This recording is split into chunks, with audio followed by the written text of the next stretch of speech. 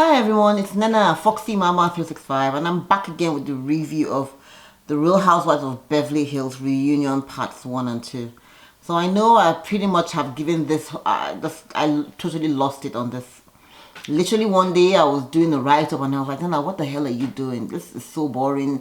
I'm like, I'm losing brain cells doing this. And tonight again, I lost some more brain cells. Okay, so I'm doing this for whoever cares about it, but most people have like signed out of Beverly Hills pretty much. Any which ways, last week's reunion part 1 didn't give us much either. It was more okay, we're just kind of like, you know, chatting and just kind of warming the ladies up. Obviously Vander Pump is not here, which is kind of sad. It would have been nice for her to have shown up and to kind of say, hey, okay, I'm here, what are your issues, you know, and had a tete-a-tete with the ladies. But anyway, she's not here. And I think Andy's a little upset, but he's like, nah.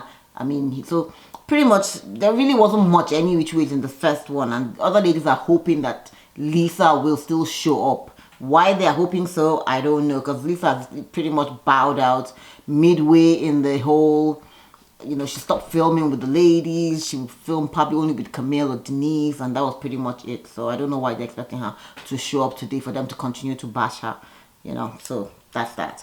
Anyways, the other thing that happened is that Kyle has been crowned the queen of Real Housewives of Beverly Hills. Now let's see how long that will happen. That will last. Okay. I don't look at Kyle like, well, they say that they rally around her and all of that, but I don't look at Kyle like that kind of person. But we'll see.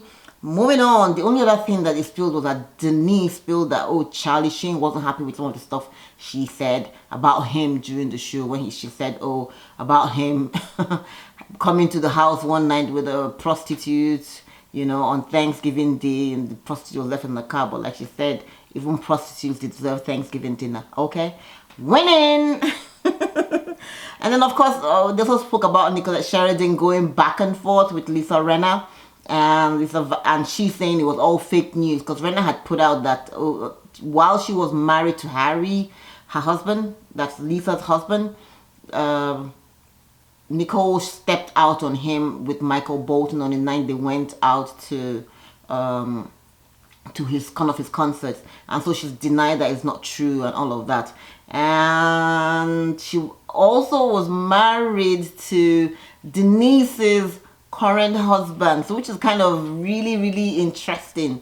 You know, it would be good to get her on the show. Nicolette Sheridan used to be, I remember her one literally from Lucky Santangelo, that it was a Lucky movie that many years ago. She's very pretty, very beautiful, blonde. It would be nice to get her just so that we can get new faces, you know.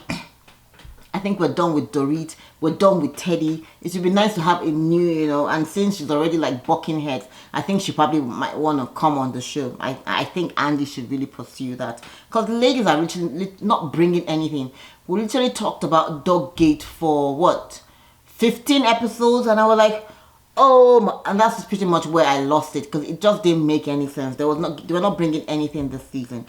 Next off is Andy tries to get in on the Doggate issue, and it's kind of he's trying to hold Teddy's feet to the fire to ask her why, you know, why she's an accountability coach. Does she think she'll be accountable for all the stuff she said and what she did? And she goes up first apologizing to Dorit, which was cool, but I see right through her. I don't think Teddy's really fought right, in that she's just kind of like pinned everything on Vander Pump and said, oh, Vander Pump was trying to use her. But if Vander Pump was trying to use you, at what point did you and Vander Pump actually have a conversation? And she's like, no, actually what happened was she was talking to John Blizzard, and John Blizzard would say, oh, he has Lisa on the phone, and Lisa was kind of trying to say, oh, yeah, she can't bring it up because Dorit is her friend, but that could be that she wants Teddy to bring that up, you know, as her storyline. And Teddy was so consumed with all this hatred for Dorit that she did decide she was going to go along with it. And I'm like, I'm not buying that. Like, again, like Andy said, so how come you never spoke? You know, if you know someone is trying to use you, ideally you pick up the phone and say, hey girl, this is what your guy told. Come on, I'm smarter than that. At least I hope Teddy is smarter than that. You pick up the phone and say, hey, this is what your guy told me. Is this is this really what the storyline we're going to run with? And do you want me to bring it up? And when I do bring it up, what's the follow through? And Dorit was asked about what she felt, and even though she's gotten an apology, but Dorit still says, she just still feels like she was made to be the, and she didn't. But at the end of the day, if Dorit had really just returned the dog, all this bullshit would have just ended. That's my take on it. Moving right along, second part of the reunion. So like I said, LVP is not here, and hopefully Camille is going to be showing up later in the episode. So like I said, Andy is still trying to go into Doggate and what happened, and trying to hold Teddy accountable and saying that she actually did lie. Because we see Teddy saying, oh, she would never lie and all of that. But meanwhile, she did tell a lie, and Andy was able to go back and forth and show her telling a lie. So pretty much it was just like, it was just unnecessary, you were just caught out in it. Just own your part, leave Lisa Vander Pump to own her own part and keep it pushing. Okay? Then LVP, we'll go back to Camille. Camille shows up at this point and she looks beautiful. I didn't even talk about the dresses. I don't really think anyone stood out with all their dresses. I didn't like the neon yellow on either Kyle. It was okay, but I loved Lisa Rinna's hair. That was really, really gorgeous. I loved her hair. The streaks were nice. Also, Kyle's hair was nice, but nobody really was like, oh yeah, that. Dorit looked nice as usual. She brought it on, but pretty much that was it. I didn't like Erika's dress. I'm not a blue person anyway, so. But they all looked nice in their own way. So Camille comes on and she's talking to Camille and trying to get her to, what has LVP done to Camille before? Has LVP ever thrown her under the bus? And they do a throwback, to when, yeah, indeed, she has been left caught out. Lisa told her something and she brought it up and Lisa didn't back her up, Well, it is what it is. Then they talk about John Blizzard, and after he had done what he did, he was the one that actually had the text messages, that, and told Teddy to bring the dog, to the place, to Vander Pump Dogs, and he was the one that told Teddy that, yeah, Lisa wants you to, bring this up. But Lisa didn't really give him any instruction, but we really don't know what really went down. But it's just been a lot of back and forth. We have some text messages being shown. And our ladies are saying that, oh, should John Blizzard have been fired? I don't think John Blizzard should have been fired. That's just me. But then we have a throwback to when one of the ladies on the show whose staff had actually spoken poorly about Lisa and her husband when they were showing up at dinner in their house. And it was like, oh, and Lisa now says, oh, he should have been thrown off the show. Well, there's another throwback that Andy did that at the very beginning of season 1, where he's showing Lisa talking about some other lady that didn't show up at the reunion because she didn't want to be confronted. And I thought that was really interesting. Shady bunch, bravo, shady Andy. But it was good because it was just exact same situation with Lisa not showing up at the reunion and asking someone else to have shown up, and also because the person had put an article out on Radar Online or some article somewhere, and the person didn't want to be held responsible. And these were words coming out of Lisa's mouth. Flashback so many years after, it seems like the same situation with Lisa. So I still think Lisa should have shown up. That would have, she could have just shown up to just clear her name and say, okay, I'm done. But apparently she did give an interview to Radar Online, to someone there, and saying she wasn't going to, the day before, and said she wasn't going to be showing up for and pretty much that she's backing down. And the ladies thought she just didn't want to be fired by Andy. So that was pretty much it. So anyways, moving right along, we now see where Andy's now saying, from apparently reading from someone's question, that, oh, the ladies focus so much about the Doggate situation because they didn't want to talk about what was really going on in their lives. Take, for instance, Erika's husband, Tom Giraldi, who apparently was on default for a 15 million loan, and his house and mansion and assets had been placed allegedly under lien. And Erika, all Erika had to say was like, oh, how about resolved? And they apologized. And I'm like, really? Erika's attitude is always so nasty. And I'm thinking, I think Andy lets this, anyways. And then and after that, he moves on to Kyle's husband, Mauricio. allegedly scamming someone out of 37 million, you know, in some property deal or something. And Eric, and of course we see Kyle very upset. She's like, no, that didn't really happen, that they were in court or some sort, and that it was very damaging for Andy. She doesn't like it and she didn't appreciate it and all of that. It was damaging to her husband. Of course, also Dorit also is in court with her partner, who apparently is suing her for $250,000 too, you know, for the Beverly Beach deal that they had before. And of course Dorit says, oh, she can't talk about it. So it's seeming that they focus so much on Doggate so that they can get away from speaking about what was really going on in their lives. And here is where I see a disparity, because with the other women, most of the time, Andy and Bravo TV would hold them, you know, accountable for what is going on. So why didn't they do the same with these people? It just seemed like a disparity. I mean, the women can agree amongst themselves that, okay, we're not going to talk about this. Fair enough. But some of the other women usually would bring it up, you know, and ask and talk about it, you know, like Camille did with Kyle, saying, hey, no, she did that with Dorit, and saying, hey, PK had this situation, and, you know, and he mentioned it to us and all of that. So usually the other women would use it, you know, as part of their thing, you know, to keep them interested, you know, and relevant. Whereas, and I say this only because when Karen Huger had issued, the grand dame from Potomac had her husband's issue, financial issue and everything, it was center stage. Everything was put out, you know, even though they couldn't talk about it, but all the other ladies were nitpicking. And, you know, Ashley of course was going back and forth. When it was Sheree not able to finish her house, it was like, oh yeah, it was such a big deal, you know. So I just think that he's giving the ladies a pass, and they only spoke about it for like 5-10 minutes, and then that was it. We're moving on. Nah, and that's why a lot of people are going to drop Bravo people. A lot of people are not, we feel it's just a kind of disparity. I think you're giving the ladies here a pass, and that's just what I think. And I know you probably hear a lot of other people say this as well. Any which ways, moving right along. Teddy and Kyle's friendship. I think someone said it's creepy. Camille thought it was creepy. Quite frankly, we don't really care. But over the season, Teddy and Kyle have become closer, since, especially more so since Lisa Vander Pump hasn't been on the show. So good for them. They start and finish each other's sentences. They eat out of each other's